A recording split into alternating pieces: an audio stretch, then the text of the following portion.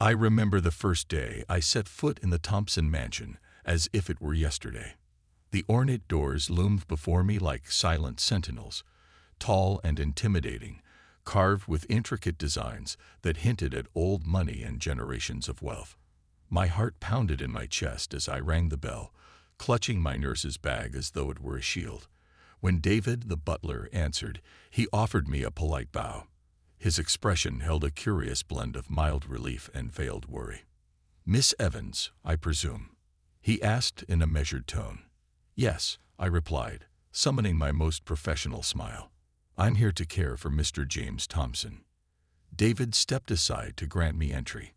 The grand foyer inside was bathed in a hushed gold light from a chandelier overhead. Marble floors echoed with each of my footsteps, an almost intimidating sound. My breath caught in my throat as I took in the mahogany staircase, the luxurious furniture, and the portraits lining the walls. Faces of stern Thompsons from ages past who seemed to watch me with disapproval. The house felt more like a museum than a home. No laughter, no warmth, just a quiet elegance. David led me through corridors that smelled of polished wood and lavender potpourri. Finally, we reached a large door at the end of a hallway. He paused, his voice dropping to a discreet whisper. "Mr. Thompson's room is here," he said, opening the door. Inside, the air felt strangely still. The curtains were drawn, leaving the space dimly lit by a single lamp. Dust motes drifted in the feeble light. Trophies crowded a cabinet against one wall. Evidence of athletic achievements, perhaps, and pictures of James with horses, smiling alongside friends and colleagues, adorned nearby shelves. Each photo seemed faded, robbed of its color and vibrancy. And there lay James Thompson, rigid and motionless in a hospital bed. A feeding tube and a ventilator attested to the months he'd spent in a vegetative state. My heart clenched at the sight. He looked like a statue carved from pale marble. I introduced myself softly, feeling an odd need to be gentle with my words. "Hello, Mr. Thompson. My name is Amelia. I'll be looking after you." Just as I finished, a voice drifted from behind me, cool, clipped, and with a hint of resentment. I turned to see Olivia Thompson, elegantly dressed in a tailored blouse and pearls. "You're the new nurse, I take it," she said, crossing her arms. "I hope you won't try anything foolish. James's condition hasn't changed in months." She spoke as if reciting a foregone conclusion. Still, I sensed her tension. Frustration radiated beneath her calm exterior. I tried to reassure her. "I'm here to help him recover in any way possible. I promise to take excellent care of him." Olivia merely nodded before leaving the room, as though she had already dismissed me. Still, I refused to be intimidated. James needed me, and whether Olivia approved or not, I was determined to do everything in my power to help him. Every morning, I began my routine with James by cleaning his feeding tube and ensuring he received his medication, checking vital signs, and turning him carefully to avoid bedsores. It was clinical work, but I believed recovery demanded more than sterile protocol. I spoke to him in warm, conversational tones, pretending he could hear every word I said. "Today, I thought I might tell you about how I became a nurse," I confided softly, switching on gentle background music. "My parents always said I had a knack for caring for others. When I was little, I used to bandage up my stuffed animals, insisting I was saving their lives." Of course, he gave no visible response. Yet I had faith. Human contact and empathy could reach what medicine alone sometimes couldn't. After a few days, I noticed signs of tension in Olivia. She watched me from afar, offering curt remarks whenever she happened to see me in the corridors. One afternoon, I found her in James's room, standing by the window with her back to him. The distance between them was palpable. I ventured a question. "He loved horses, didn't he?"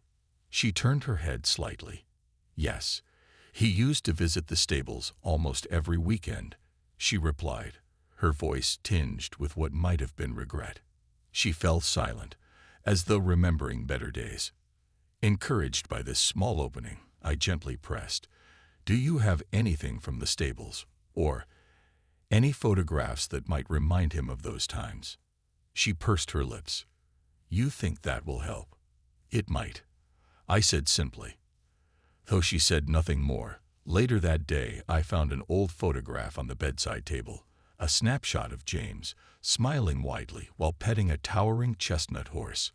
I smiled, taking it as a tacit sign of her cooperation. Little did I know how difficult the path ahead would be. I soon convinced David to help me gather personal items to spark some familiarity for James. We brought in trophies, older pictures, and even a bottle of James's favorite cologne. I spritzed a little onto a piece of cloth, waving it near his nose. Can you smell that, Mr. Thompson? I asked, my voice tinged with hope. Day after day, still nothing. But I refused to relent. My last idea was to bring in Zark, James's cat, who had been banished from the main house after a few incidents with Olivia. The black and white tomcat was living in the servant quarters, lonely and restless. After some pleading, David spoke to Olivia on my behalf.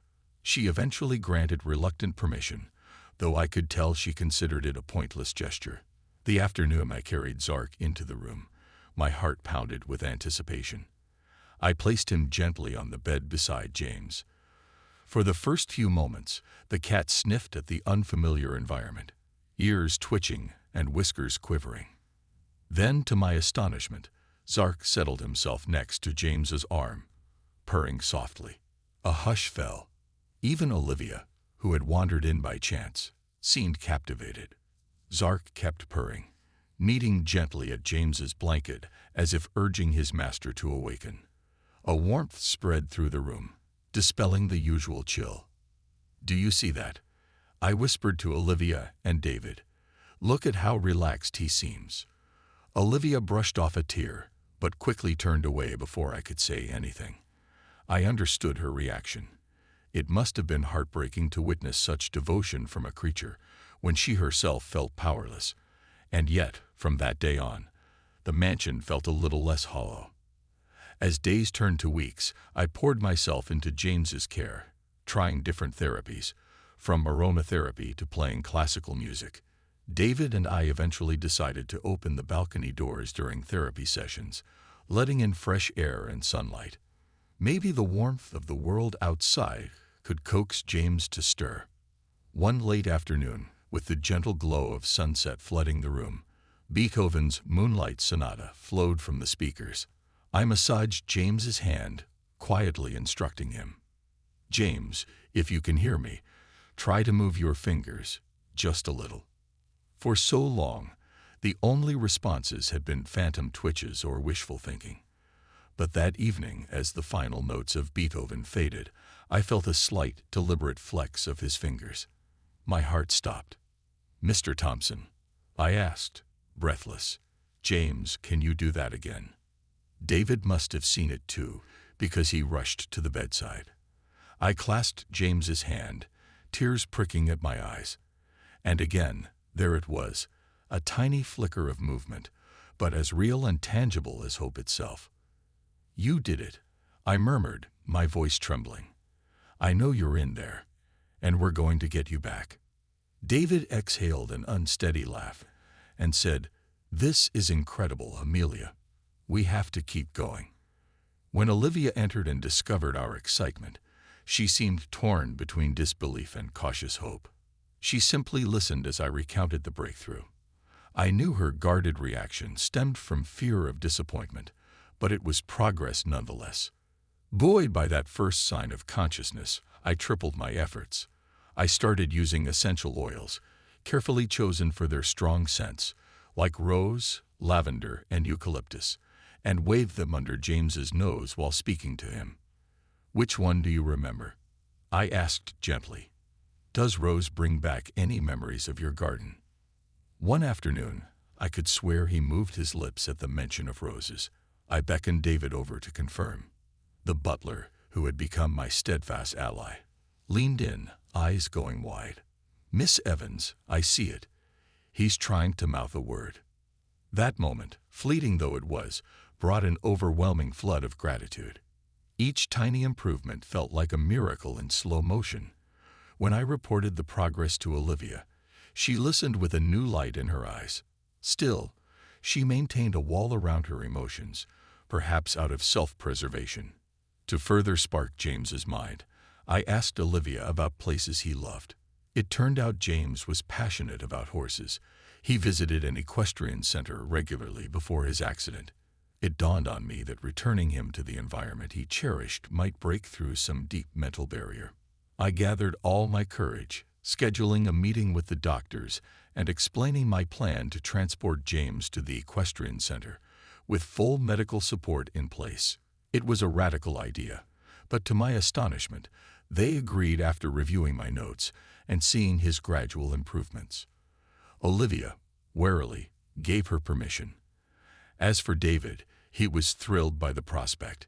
We all hoped the familiar sight of horses might jolt another piece of James's consciousness back into place. The day of the trip felt monumental. James was carefully loaded into a specially equipped van, and we drove for an hour to reach the equestrian center. The sun was bright, the sky cloudless.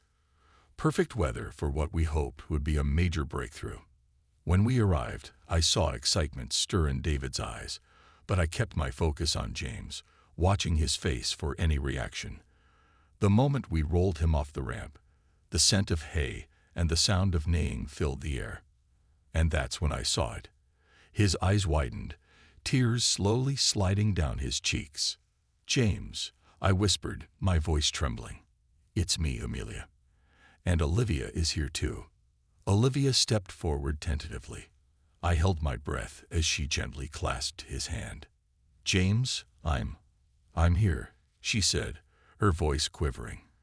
For a few agonizing seconds, there was silence. Then a faint, raspy sound escaped his lips. It wasn't exactly a word, but it was speech, a testament that he was fighting to reconnect with the world. David and I exchanged a stunned look. Olivia sank to her knees beside his wheelchair, sobbing quietly. From that day forward, James's progress seemed to leap ahead. He began vocalizing more frequently, and we moved from single words to short phrases in a matter of weeks. Olivia watched in awe as each new day offered another sign of recovery. She even began to apologize for doubting my methods, admitting she'd feared hoping too much. Beyond the miracle of James's awakening, there was also a shift in the household dynamic. The cold sterility that once dominated the mansion was giving way to tentative warmth. Even Olivia's guarded demeanor began to melt. Back at the mansion, my role expanded from nurse to something far more personal. I mediated heartfelt conversations between James and Olivia, helping them mend rifts from a marriage that had been overshadowed by work and distance. Some evenings, I hear them talking softly in his room, she telling him stories of her loneliness, he apologizing in halting phrases for being absent even before the accident. In time, James grew strong enough to stand with assistance. The first time he rose to his feet, a hush fell over the room. Then applause and tears erupted. Olivia clung to him as if she never wanted to let go again. David stood at the corner, dabbing at his eyes with a handkerchief. As for me, I felt a surge of pride and humility, grateful that James's spirit had been willing to fight through the darkness. When Olivia realized how much my unconventional therapies had contributed to James's recovery, she insisted on giving me a special acknowledgement, though I insisted I was just doing my job. They both proposed establishing a foundation dedicated to helping comatose and vegetative patients, a place that would embrace holistic and personalized care the way we had done for James. "You have to be an honorary advisor," James said, still a bit shaky but determined. "This foundation won't just carry our name, it'll carry yours." I smiled, deeply moved. "I'd be honored," I replied, though in my heart, I knew I never needed a title to keep advocating for compassion in healthcare. By the time I packed my things to leave the mansion, James could walk short distances unaided, and he and Olivia had rekindled a love I sensed was once lost. As I prepared to depart, Olivia approached me in the foyer where my suitcase waited. "Amelia," she said, her voice thick with emotion, "I don't know how to thank you." Her eyes glistened, and in that moment, there were no barriers between us. Just two women who shared a profound bond through healing and empathy. You already have, I murmured. We embraced, and then I stepped out of the grand door onto the drive. Months later, I heard from David. James and Olivia had officially launched the foundation. They'd placed my portrait in the lobby to honor my unwavering belief in a man many considered lost. The story of James Thompson's recovery spread, inspiring countless others to trust in the power of hope and love. Whenever I think of the Thompsons' mansion now, I don't recall the cold marble floors or the muted corridors.